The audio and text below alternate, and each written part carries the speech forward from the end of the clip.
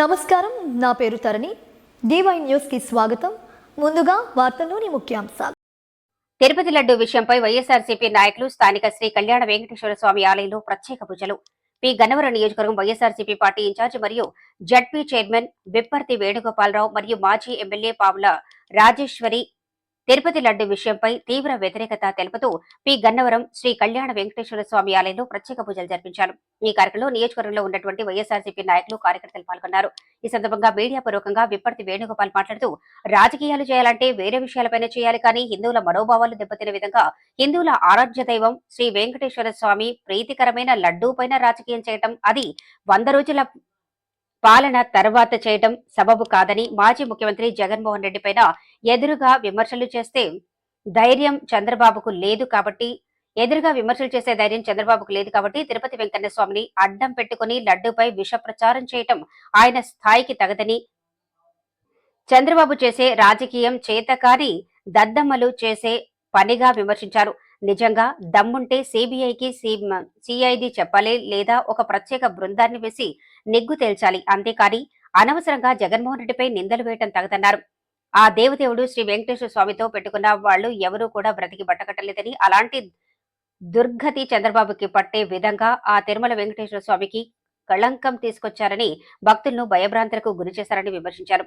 అలాగే మాజీ ఎమ్మెల్యే పావుల రాజేశ్వరి కూడా మాట్లాడుతూ, నేను టీటీడీ బోర్డు మెంబర్ గా చేశాను. అతి పవిత్రమైన తిరుమల తిరుపతి శ్రీ వెంకటేశ్వర స్వామిని ఒక్కసారి కళ్లారా చూసి వెనక్కి తిరిగి వెంటనే ఆయన దివ్య స్వరూపాన్ని మర్చిపోతామని మరలా దర్శించుకోవాల్సి అనిపించిందని, అలాంటి కలియుగ ప్రత్యక్ష దైవం శ్రీ వెంకటేశ్వర స్వామికి ప్రీతికరమైన లడ్డూని అడ్డు పెట్టుకుని రాజకీయాలు చేయడం ఒక చంద్రబాబుకే చెల్లిందని, ఈ రోజు చంద్రబాబు చేసిన పవిత్రమైన వ్యాఖ్యలపై వైఎస్ఆర్సీపీ నాయకులు అంతా కలిసి స్థానిక శ్రీ కళ్యాణ వెంకటేశ్వర స్వామి ఆలయంలో ప్రత్యేక పూజలు జరిపించామని, చంద్రబాబు నాయుడు మాజీ ముఖ్యమంత్రి జగన్మోహన్ వారిపై మోపిన నిందను ప్రక్షాళన చేసే విధంగా పూజలు జరిపించామని మీడియా పూర్వకంగా తెలియజేశారు.